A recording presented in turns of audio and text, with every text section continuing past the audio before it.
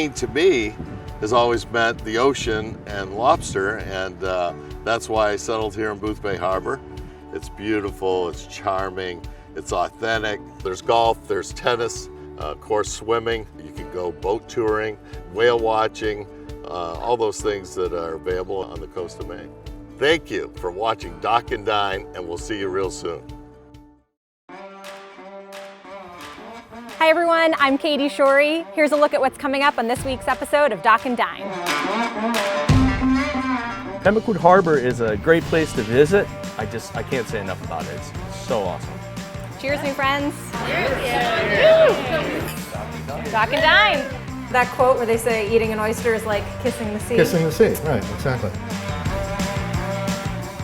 Today we are exploring the Pemaquid Point region. In addition to the great scenery and amazing food that we're about to try, equally as important is the rich history that goes back thousands of years.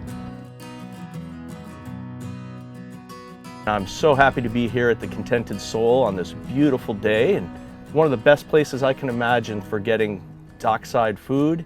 The service is great, and you can't beat the view. Pemaquid Harbor is a great place to visit. To leave from this area, you get a chance to explore all sorts of different parts of the coast. There's islands, and Pemaquid Beach is right around the corner, and I can't say enough about it. It's so awesome. This is Coast, and he's been with me for almost 10 years, and he just loves being on the boat and loves coming to the Contented Soul for lobster legs. Hi, I'm Dennis O'Brien, and this is my wife Laura.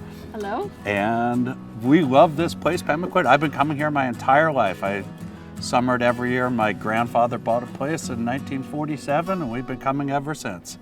The one thing I want people to know about Pemaquid is it's kind of the forgotten coast of Maine. Just south of here is Booth Bay Harbor, which is very popular, and north of here is Bar Harbor. But this middle section, a lot of people don't know about. Part of that is because it's far out on a peninsula. It's about a 20-minute drive from Damariscotta. John's Island is owned by the Tunney family, and the Tunney family are first cousins with the Kennedys, and the Kennedys used to summer out there. I've seen Jackie Onassis on the dock there. I used to clam as a kid, and we used to sell our clams to Ted Kennedy's captain of his boat, and sometimes to Ted Kennedy when he was here.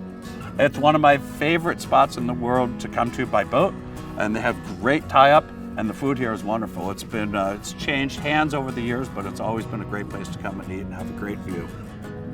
I grew up in Falmouth, but my mother had a summer getaway cottage right over here on the Pemaquid River. So I've been fortunate to be able to come to Pemaquid pretty much my whole life. There's a fascinating human history here, and we know that indigenous people have been here for up to 12,000 years since the mile-thick ice melted. So there's a lot of current living history and earlier history that I'd encourage people to explore. I find it almost a spiritual place. I just love the Contented Soul. You know, we're all looking for places that feel safe to eat.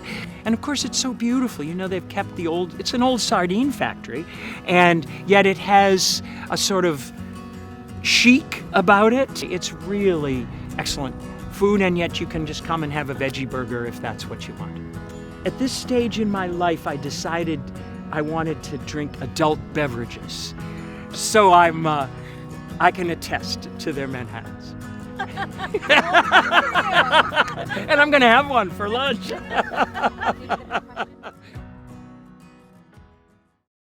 We're in historic Colonial Pemaquid. We've got an awesome restaurant here with 150 seats, a lot of it outdoor dining. So we can get anywhere from, 5 to 6 boats on the dock at any time. We had previously owned a business down the road, which was a bed and breakfast and an upscale restaurant called the Bradley Inn, which is very close to the lighthouse. And we said, it might be nice to do something different than the fine dining scene. So let's do something, related to casual seafood. And so that's how it began. You might see some unique items on here that maybe, you don't see at some of the waterfront places. We're really utilizing a lot of the local ingredients and kind of elevating some elements of the menu. So it's got a really eclectic mix. We've got some casual stuff. Fish tacos happen to be like our #1 seller, and a lot of people just come for the fish tacos. So it was a cannery in the early 1900s, so it's got some really cool elements to it. Underneath the floors that currently exist are what they call scuppers, and that's where they push the fish parts in and wash them out to sea. So tons of history. We make a snake bite, which is super popular, and that's a tequila, white tequila, cilantro, jalapeno, and lime juice, and that's an awesome drink. A lot of people just come for that. And then we also do a blueberry mojito, which is super popular too. So sometimes I do take it for granted, but when you come some days you go, wow, I can't believe I'm here. This is like the best. So yeah, it's not something that you really get sick of.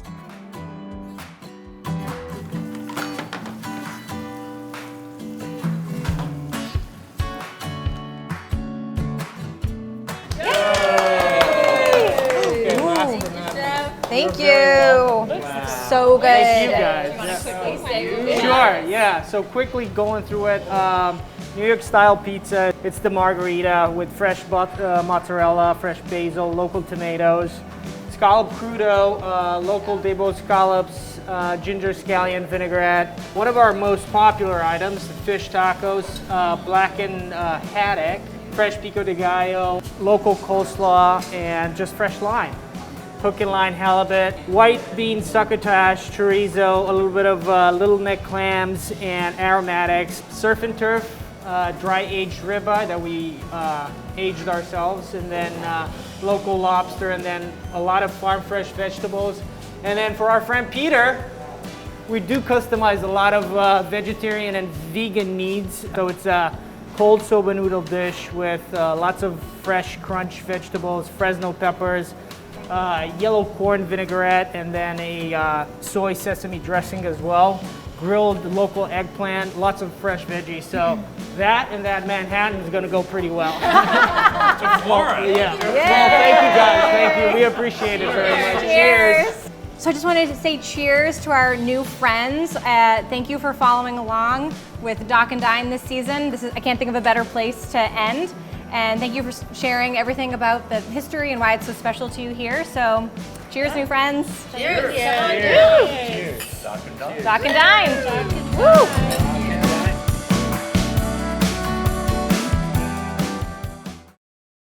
I think for us, it's just to be outside as much as possible because the weather is so warm for the kids. For us to enjoy the beach.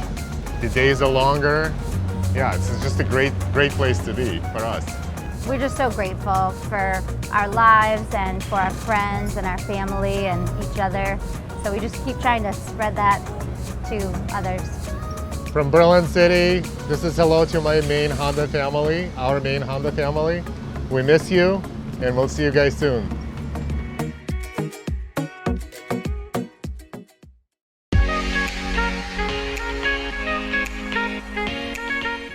Hi everyone, welcome to Print Salon in Falmouth.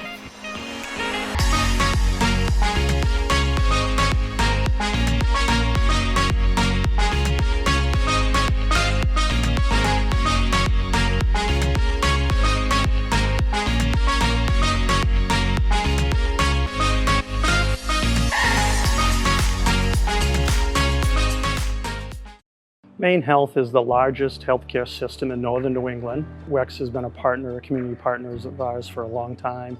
So hearing about the contribution to the COVID Relief Fund, my immediate reaction was, wow. But I have to say that I get a lot of wows from the WEX organization. They support community efforts from the smallest to the largest efforts here in the community. And they're just one of those partners that help create the social fabric within the Portland community. Hi everybody, my name is Amanda St. Peter. I am the Marina Manager here at DeMillo's Old Port Marina. Things might be a little unique this year, but we hope that you will make sure to still come take a visit to DeMillo's Old Port Marina. Whether you're staying for a week, a day, or just a couple of hours, we'll be here to take care of you. Hello everybody, my name's Neil DePaoli. I'm the Historic Site Manager at Colonial Pemaquid State Historic Site. And what we're standing on is a story that is pretty complex. It goes back around 7,000 years ago. Native Americans lived here up until the early 1600s. And in that time, they picked this area for fairly obvious reasons, the same as the English did when they came. You have a river, you have access to the coast behind me, and with that you have a means of transporting, moving back and forth in birch bark and dugout canoes from one point to another. You have access to sea life, fish, seals, cod, etc., both inshore and offshore, Damariscove and Monhegan Islands. The English first came here in probably around 1610, and what they were doing is they were taking advantage of the rich source of codfish there, and that was what we call a fishing plantation. The Native Americans who have been trapping beaver, bear, moose for generations now found a means of getting that and getting European goods in return. And then there's two other forts that follow, one in the 1690s, Fort William Henry, and then the third fort that was built in the early 1730s and stood until around 1760. They're here again pretty much for the same reason, to protect what is now English territory. We're looking at what is a reproduction of one of the homes that was built here by the fishermen that lived here. We call this affectionately the Fisherman's Cottage.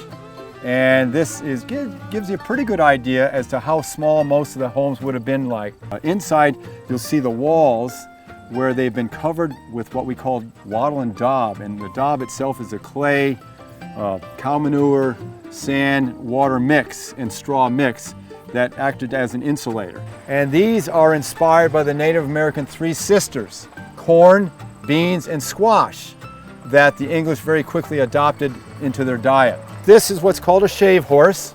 This is a tool.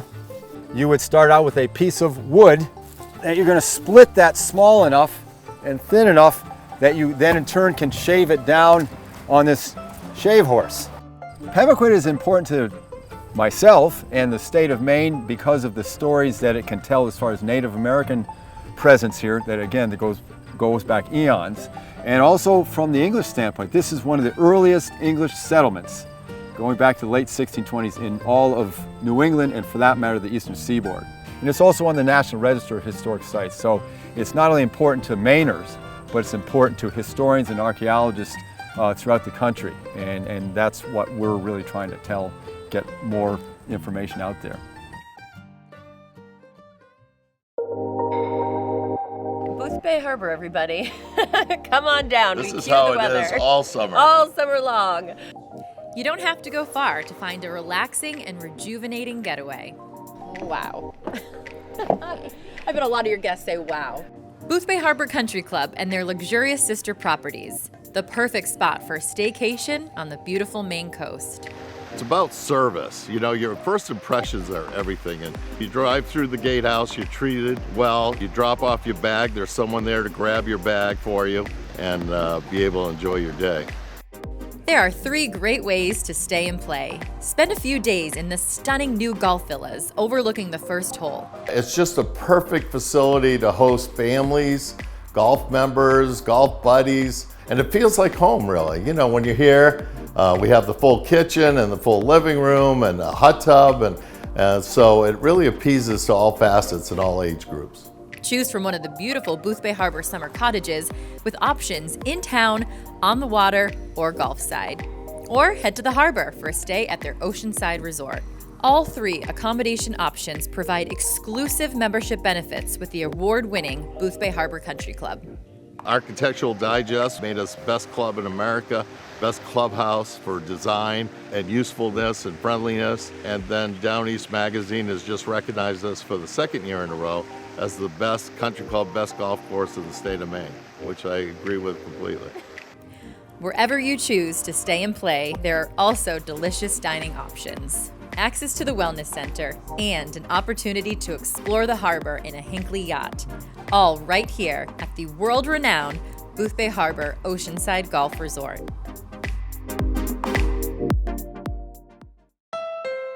Had enough streaming?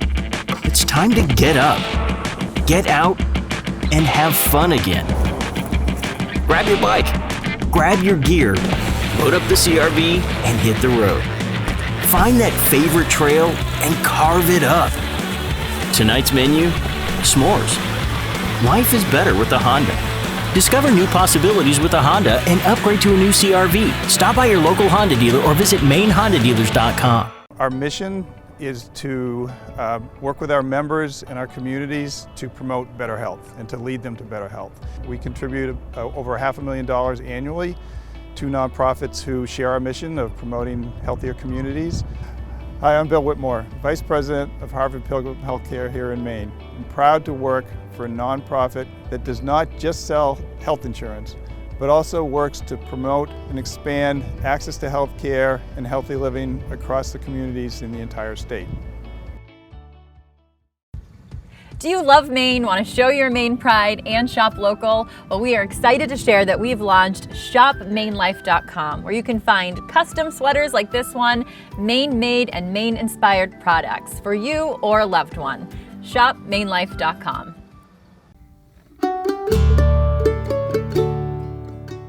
Oh, Roger Federer.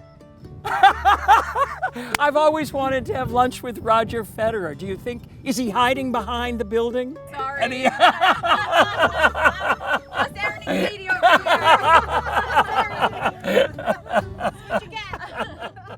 Hello, I'm Sebastian Bell with the Maine Aquaculture Association. We're here in Damariscotta on the Damariscotta River.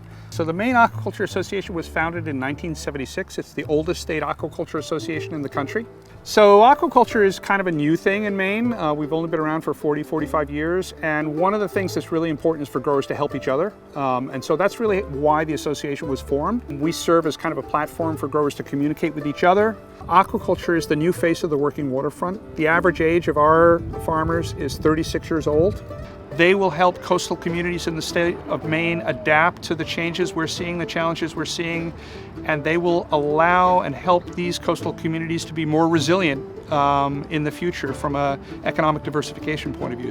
You know, in the COVID situation, helping people pivot to distribute their products in a different way than they traditionally did. The restaurant collapse for us was a huge blow. Over 80% of seafood in this country is consumed in restaurants, and so when the restaurants shut down, it was like our market shut down overnight. And so we spent a lot of time trying to help members figure out a way to get their product to market and to consumers directly as opposed to through restaurants. And a great example of that is Pemaquid Oyster and what they've done with the hub. When the COVID came in, they had to really figure out a way to get their product directly to consumers. And so they formed this hub and they started to actually purchase seafood from other fishermen and farmers around the neighborhood. And now they're distributing not just oysters, but fish and mussels and seaweed and all sorts of stuff. So that's a good example of how somebody takes a challenge and turns it into an advantage. This is our new headquarters of the Pemaquid Oyster Company. We started farming in the Damariscotta River in 1986, and we were one of the first farms in Maine to move into growing the American oyster, which is the oyster that's grown from the Texas Gulf Coast all the way up the Atlantic coast to northern New Brunswick. We just finished planting about 1.3 million oysters in the last month. Everybody thinks of the lobsters, but now, believe it or not, tourists are coming to the mid-coast in search of oysters. We even have an oyster trail where there's places to go marked on a map, and the tourists, just like the beer trails and the wine trails, we have oyster trails. Now the hub will be one of those spots on the oyster trail. We're hoping to have a little set of picnic tables out front where people can sit under the pine trees and shuck your own and enjoy a cold glass of beer and eat some oysters. We moved here a year ago last April and purchased this building and turned it into our shellfish packing plant. And we built a commercial kitchen. My wife has a specialty foods business, so it's a one-stop shop. People always think that they're too slimy. Oh, I don't like the texture of oysters. And I say, try a Maine oyster. Yes. Because the Maine oysters are a firmer, sweeter texture. That quote where they say eating an oyster is like kissing the sea. Kissing the sea, right, exactly. I'll kiss all the So seas. I think they taste like the ocean more than anything else. So good. Fantastic. These are my favorite. Delicious. Well, thanks Katie for coming down and visiting with us today, and Sebastian from the Maine Aquaculture Association. Be sure to check us out online, PemaquidOysters.com. That'll lead you to the hub where you can order some fresh Maine oysters and other delicious seafood. Hey Hey everyone, welcome back. Thank you so much for tagging along for this pilot season of Dock and Dine. We are so fortunate that we were able to really explore this state, and here's a look back at some of our favorite moments from this season.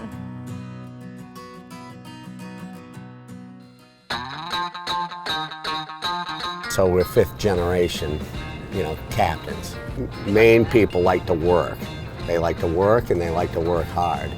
A lot of people talk about retirement and this and that, and I'd say, well, what am I gonna do? I couldn't ask for more, really.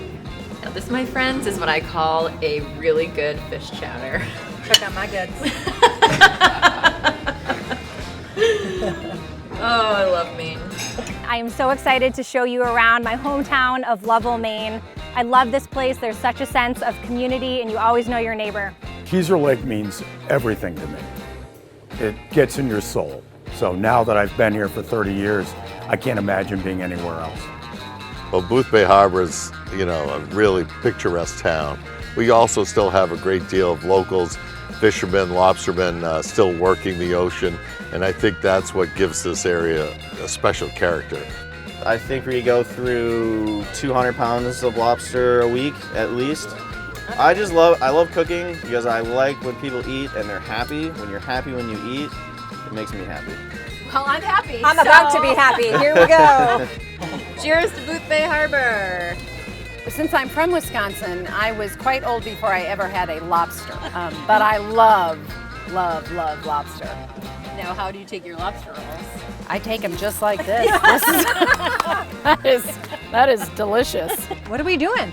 Let's go down for a boat ride to Day's store. Awesome, let's go. Come on.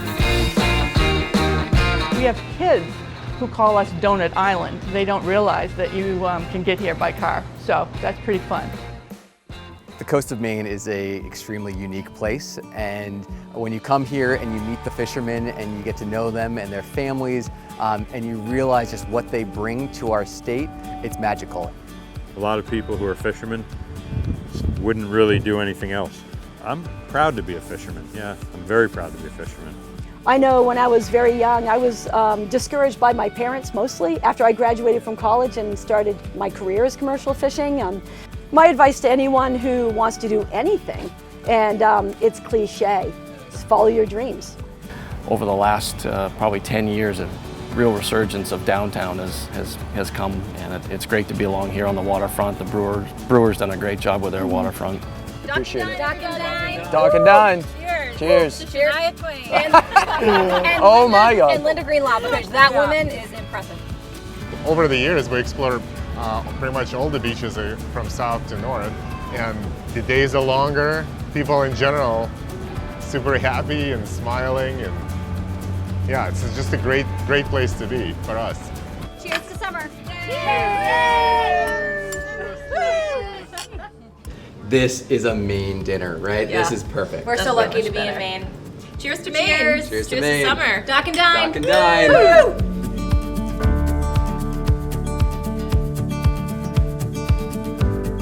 That's a wrap, everyone. Thank you so much for watching. Thank you to our sponsors and News Center Maine. And don't forget, we have a new show coming out, Places and Spaces. You can find all of this content and more on mainlifemedia.com. And don't forget, I am the engagement director for Live and Work in Maine. So if you need to find a new job or you know somebody who wants to relocate to Maine, have them visit liveworkmaine.com. Thank you again. That's a wrap. We'll see you next time. In early high school years, even stole a Coca-Cola machine off this dock. Did you tell anybody? Did you say sorry? I just did now. I'm sorry, Warren. I was his teacher, so I have to be at least half as good as Dennis. Did you know I was his elementary school teacher? And principal. You gotta use that. Good transition.